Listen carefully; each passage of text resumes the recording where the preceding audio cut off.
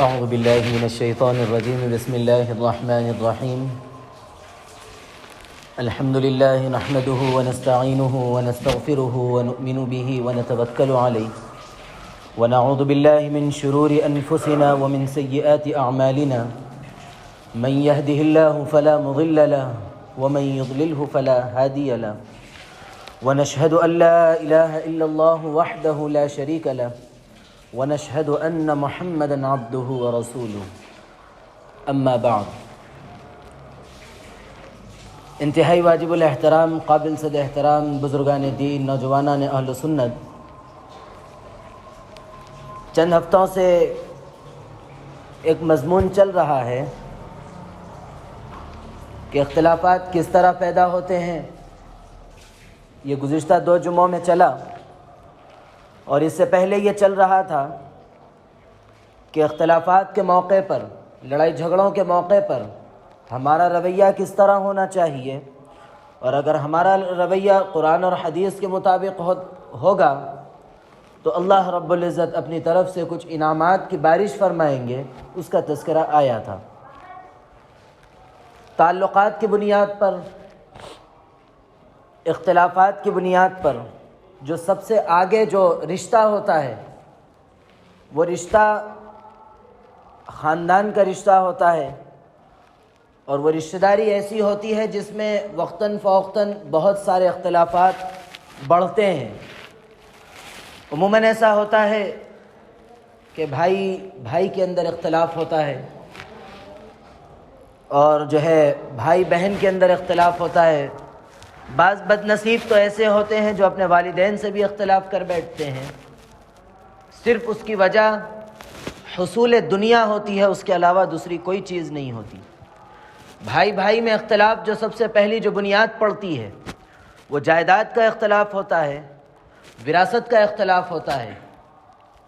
بھائی بہن میں اختلاف کی بنیاد اس بنیاد پر پڑتی ہے کہ ان کو یہ کہہ کر چھوڑ دیا جاتا ہے، یہ کہہ کر ان کو وراثت سے محروم کر دیا جاتا ہے کہ ہم نے تمہاری شادی کی ہے. اور اسی طرح مختلف چیزوں کی بنیاد پر اختلافات عروج پر آتے ہیں. ان اختلافات کو کس طرح ان کا مصالحت کرنا چاہیے اور کس طرح ان اختلافات کو ختم کرنا چاہیے، یہ چیزیں گزشتہ جمعوں میں آئی ہے. اب ایک سوال یہ پیدا ہوتا ہے کہ رشتہ داروں سے جو تعلقات ہیں، عموماً وہ تعلقات ایسے ہوتے ہیں کہ اگر کوئی مالدار ہے تو اس کا سب سے پہلا حق تو رشتہ دار ہوتے ہیں، لیکن وہ اپنے رشتہ داروں کو حق دینے کے بجائے ایک غیر کی مدد کرتا ہے. اس کی وجہ کیا بنتی ہے؟ بنیادی وجہ، اس کی بنیادی وجہ یہ بنتی ہے کہ دینے والا یہ سوچتا ہے کہ میں اس کو اگر دوں گا تو یہ میرا کیا احترام کرے گا، یہ میرا کہاں احسان مانے گا. اس نیت سے وہ نہیں دیتا ہے.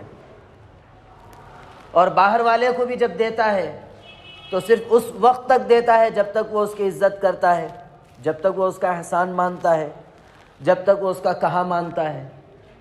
تو یہ جو دینے والے کا جو اجر ہے، اس معاملے میں ہمیشہ ذہن میں رکھنی چاہیے کہ جو شخص اپنے کسی بھی عمل کا بدلہ اگر بندوں سے چاہتا ہے تو وہ ایک نہ ایک دن ناکام ہو جاتا ہے. ہر بندہ دوسرے بندے کا حق نہیں ادا کر سکتا. جب کوئی آدمی نیکی کرتا ہے، جب کوئی بدلہ اللہ سے چاہتا ہے تو اس کے اندر وہ 100% کامیاب ہو جاتا ہے. لیکن جب کسی عمل کا بدلہ اگر بندوں سے چاہتا ہے تو ایک نہ ایک دن وہ ضرور بھی ضرور ناکامی کا شکار ہوتا ہے. اس بنیاد پر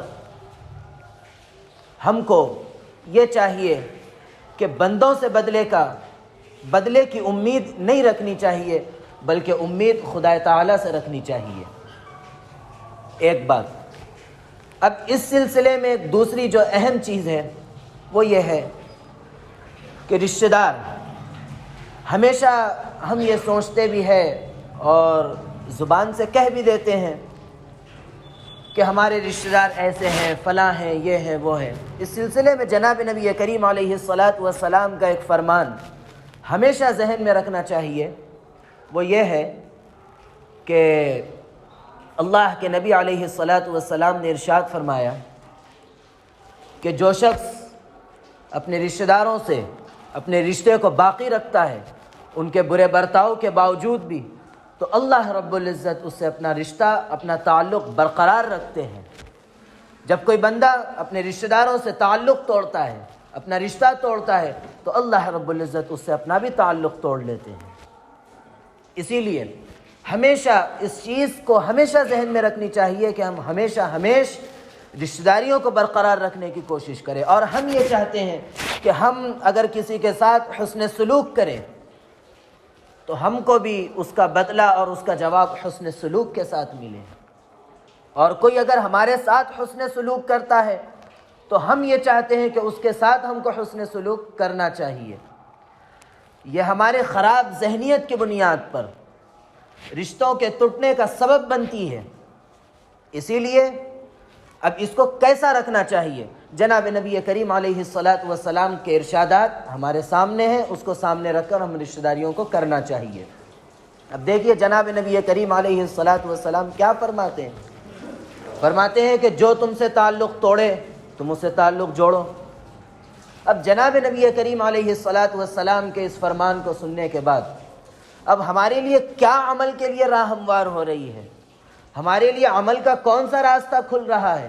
وہ راستہ یہی کھل رہا ہے کہ چاہے ہمارے ساتھ ہمارے رشتہ دار کسی بھی طریقے کا تعلق رکھے، لیکن ہماری ذمہ داری جناب نبی کریم علیہ الصلاۃ والسلام سے محبت کا تقاضا یہی ہے کہ جو ہم سے رشتہ داری توڑے ہم اسے رشتہ داری جوڑیں، چاہے وہ ہم سے رشتہ داری غلط فہمیوں کی بنیاد پر توڑتا ہے، چاہے ہم سے وہ رشتہ داری بہتان کی بنیاد پر توڑتا ہے، چاہے ہماری کچھ غلطیوں کی بنیاد پر توڑتا ہے۔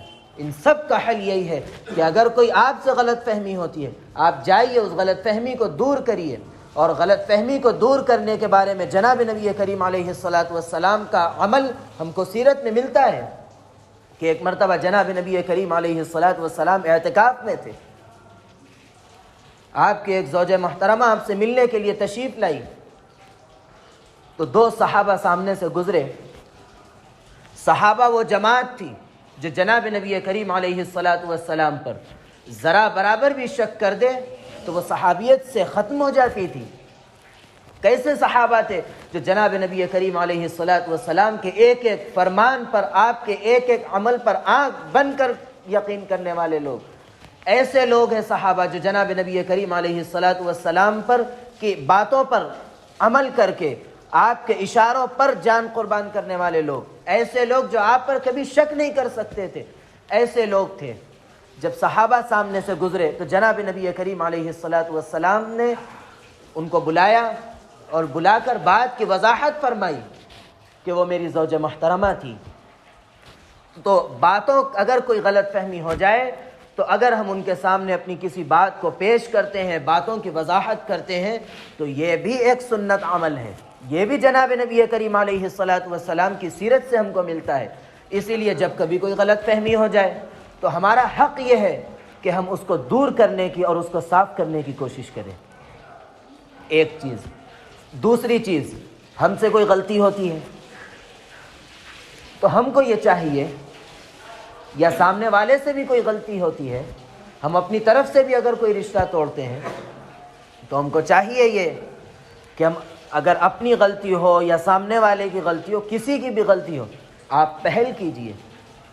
آپ کے پہل کرنے کی بنیاد پر اللہ رب العزت آپ کو اجر سے کبھی محروم نہیں کریں گے۔ اور ایک چیز یہ ذہن میں رکھیں کہ جو شخص یہ چاہتا ہے کہ اس کے مال و دولت میں برکت ہو اور یہ چاہتا ہے کہ اس کی عمر بڑی ہو، تو اللہ کے نبی علیہ الصلاۃ والسلام اس کا ایک نسخہ بتاتے ہیں۔ فرماتے ہیں کہ اگر کوئی شخص یہ چاہتا ہے کہ اس کی عمر میں برکت ہو اور اس کی مال و دولت میں برکت ہو، تو اس کو چاہیے کہ رشتہ داریوں کو جوڑے اور رشتہ داریوں سے اچھا نبھاؤ کرے، اس کے ساتھ اچھا برتاؤ کرے۔ علماء نے اس کی دو باتیں فرمائی ہے۔ پہلی بات یہ کہ ایک آدمی زندگی گزار رہا ہے 80 اور 90 سال، اور ایک آدمی گزار رہا ہے 60 سال۔ 80 اور 90 سال زندگی گزارنے والا اللہ کی نافرمانیوں میں گزار رہا ہے، رسول اللہ صلی اللہ علیہ وسلم کی اطاعت کے بغیر گزار رہا ہے، تو بتاؤ یہ کامیاب ہے یا ناکام؟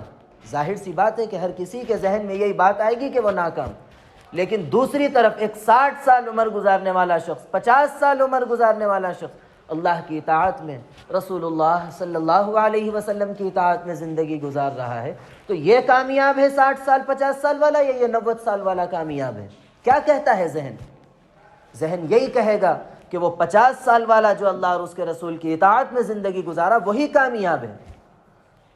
اللہ رب العزت اس کی عمر میں برکت اور اس کے مال و دولت میں برکت کا ایک طریقہ یہ ہے کہ اللہ رب العزت اس کی عمر جو ہے وہ ٹھیک ہے لیکن اس کے اندر اس کو اعمال خیر کرنے کی توفیق عطا فرمائیں گے۔